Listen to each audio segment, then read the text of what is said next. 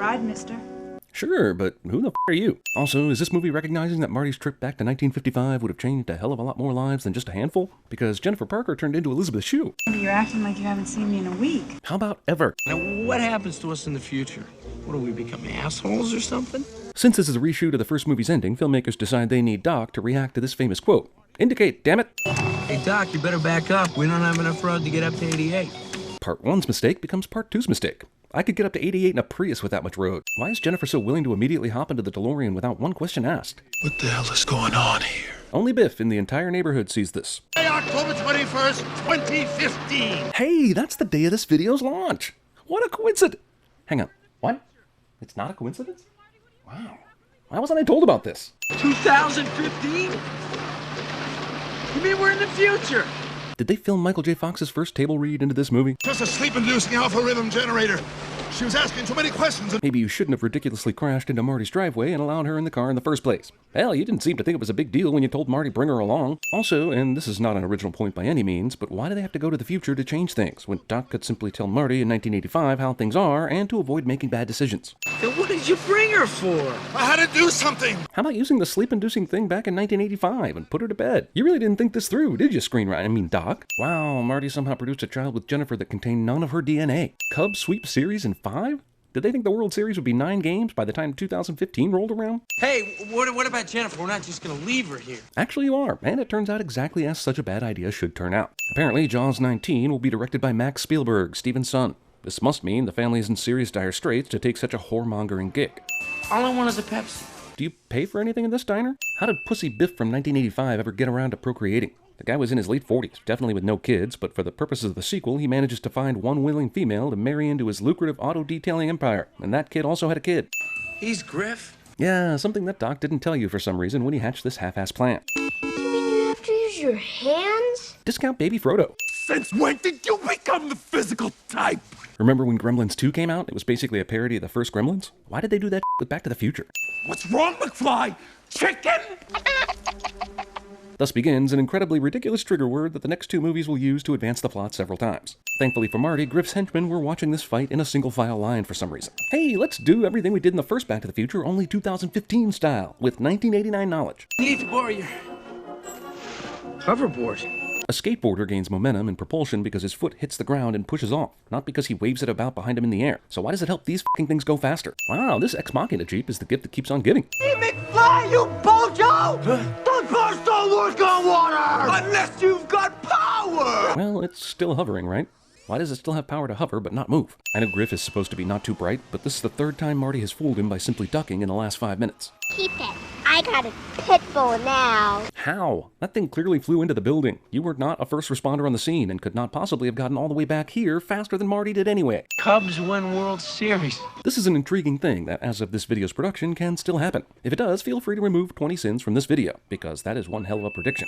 Great Scott! Now we know why they just left Jennifer in an alley, so this movie had a completely unnecessary way to have more conflict. Biff managed to be in the perfect random place to not only hear about the time machine, but get his hands on the sports almanac. Movie thinks if he's upside down, we won't notice a discount Crispin Glover, and you know what? Teenage me did not. But Sin Me did. So, why does the Scenery channel appear to be showing its viewers paused VHS tapes of scenery, blatantly landing in a no-landing zone? We can't risk you running into your older self. But why take the dog? Is it just so the DeLorean will be completely empty when Biff steals it? Because I think it is. Yes, he tells him to go find Jennifer, but since when is that dog a bloodhound? Okay, I want channels 18, 24, 63, 109, 87, and the Weather Channel. Why does he refer to all the other channels by their numbers, but asks specifically for the Weather Channel? Several things here. Marty ignores Doc's instructions, yet again, and does not stay with the car. Also, he doesn't lock the car or even shut the goddamn door. Does Biff know that he needs to blast this thing to 88 miles per hour to time travel? How about working the dashboard so that it knows where to go? In the future, metal will not conduct heat, so you can touch it with your bare hands. Read my fax! They still use faxes?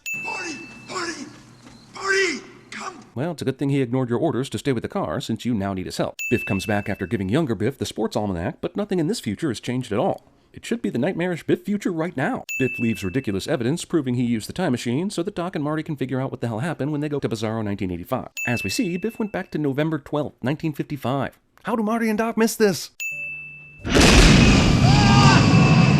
We're back. After a jet flew by?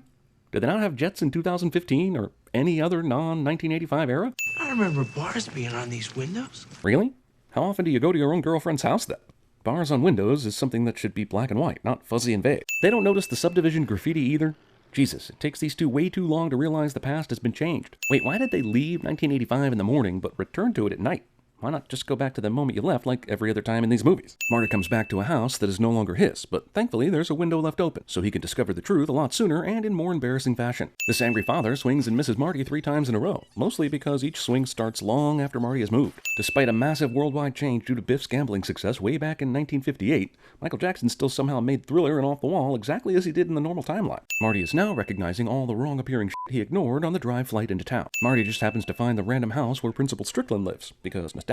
Last week, the school burnt down 6 years ago. And they didn't build another one? These assholes hate their principal so much that they're still angry enough to try and kill him in a drive-by 6 years after they've been required by anyone to even attend school. That is a serious grudge. Good thing bullets don't go through wood, or else Marty would be dead. Dedicated to Hill Valley's #1 citizen. It's at this point that Marty should already be zooming on over to Doc Brown's place to stop him from tearing the time machine apart. Learn the amazing history of the Tannen family, starting with his great-grandfather, Buford Mad Dog Tannen. See, this is the kind of awesome foreshadowing and cohesion you can get when you film sequels simultaneously. Third time's a charm. Lorraine, who was never into Biff, marries him anyway because of something vague about financial troubles or some oh, and to give an emotional reason for Marty to change this future. No. You're safe and sound now. This whole movie is throwbacks to the last one. Oak Park Cemetery. Marty doesn't believe his mother, so he needs to physically see his father's tombstone for proof, which won't actually prove anything more about George being dead than his mother's word. If you really want proof, you gotta dig that shit up, dude. When I learned about your father, I figured you'd come here. So you found out Marty's dad died at the exact same time Marty found out? That's amazing timing. I went to the public library to try to make sense out of all the madness. And helpfully, George McFly's murder was front-page news, so that you could easily reference and reunite with Marty in a timely fashion. And gave the book to himself at some point in the past. Yeah, but why was he allowed to return to the original timeline while these two got sucked into the alt version? It says right here that Biff made his first million betting on a horse race in 1958. The Sports Almanac has winners from minor horse races in 1958. It's like 90 pages. Also, it doesn't say anything about Biff winning money in the actual articles, just a bunch of vague gibberish that I'm sure some temp is hired to write for fake movie newspapers. Nixon to seek 5th term? Somebody's read Watchmen. Crazy old codger with a cane shows up. He says he's my distant relative. I don't see any resemblance. Biff has literally zero reason to tell Marty any of this. What the hell is that? That still works. They couldn't match up the bullet that killed your old man! You were firing at him earlier. Now you're monologuing. Good for you, Marty. Biff can still shoot you, right? Also, how did Doc know to be around the roof at this time? Not to mention, once again, risking everyone seeing that flying car again. Biff is not leaning far enough over this ledge for this car door to hit him. Unbelievable that old Biff could have chosen that particular date. Not really. Not if you want to bask in the glow of the first movie again. This alternate 1985 will be changed back into the real 1985. Isn't it great you can just time travel your problems away without creating entirely new problems from the time travel? A walkie-talkie so we can keep in contact. When the f*** did you buy those? And how the hell does Marty open that plastic packaging with practically negative effort? You must be very careful not to run into your other self. That's another thing. Biff went back to 1955 in a flying DeLorean, and apparently no one saw that. Do you think Biff would have been as careful to hide the car, walk his 78-year-old ass to town to find his younger self? Marty trails Biff at a distance and in a manner that should have resulted in Biff spotting and pummeling him blocks ago. The manure. I remember that. Why wouldn't you remember that? Biff literally tries to lift up Lorraine's skirt on the downtown square in broad daylight, and no one cares but Lorraine. Old Biff is still behind that tree remembering the manure incident fondly, instead of watching the scene unfold, which would reveal to him that Marty is in the back of the car. What the f*** is he doing behind that tree anyway? Marty here on the right is somehow not in Biff's peripheral vision. It's 4th and 11 with only 18 seconds left in this game. I'd say it's all over for UCLA.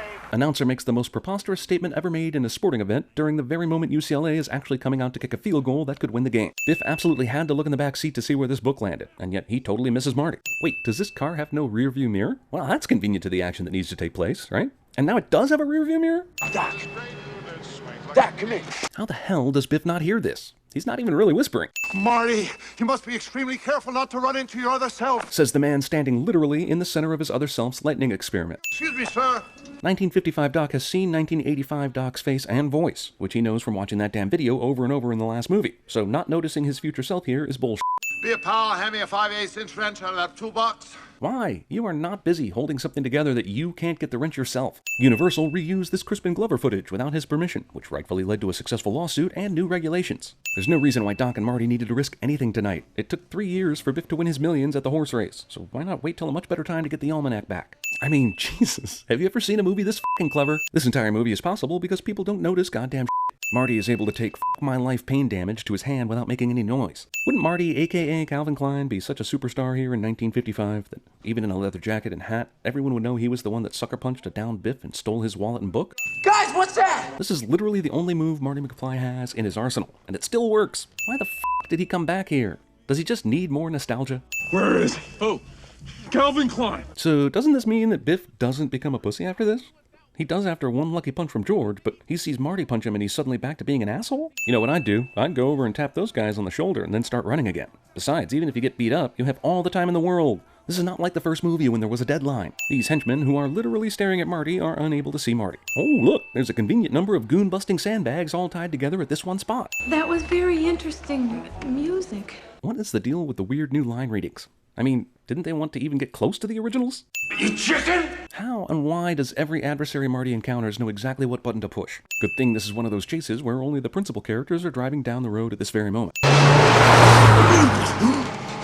That'll teach him. Biff seems to be glad about committing murder, and he doesn't the least bit care that he just did more than $300 damage to his car right there. After this, somehow Marty doesn't even have a black eye or bloody nose or anything. This is the second time in this movie that Doc has ex-machina'd Marty from an aggressive Biff via the flying DeLorean. Jesus, what are the odds? Hitting a manure truck mere days after you hit the last one, on this road, at this hour? Have to be akin to discovering proof of Pluto on Mars. Marty is somehow able to light a match in this windy storm, which is maybe the least believable thing in all three of these movies. Yeah, no more Pleasure Palace, but the exact same matchbook? Wouldn't it be cooler if the whole matchbook just disappeared? Same here. Why would he have been honored on that same day? Wouldn't it be cooler if it just told us someone else got murdered? Doc continues flying the time machine in a dangerous lightning storm long after dropping off Marty, and for no particular good reason other than setting up the sequel. Now let's go home! Also, you could just wait until tomorrow.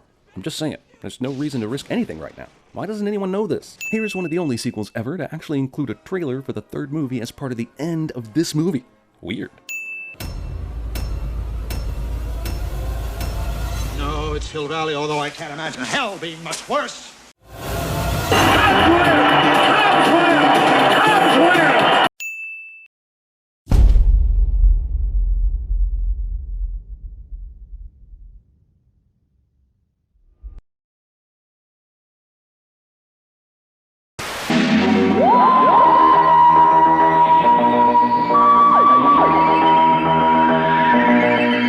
Picked the wrong week to quit sniffing glue. Eckhart, think about the future.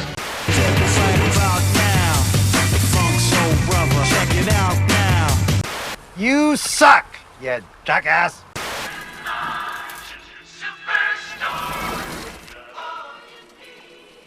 Don't with the babysitter. So he says, how would you like to be rich? And he said, how'd you like to make $25,000? And I said, who wouldn't?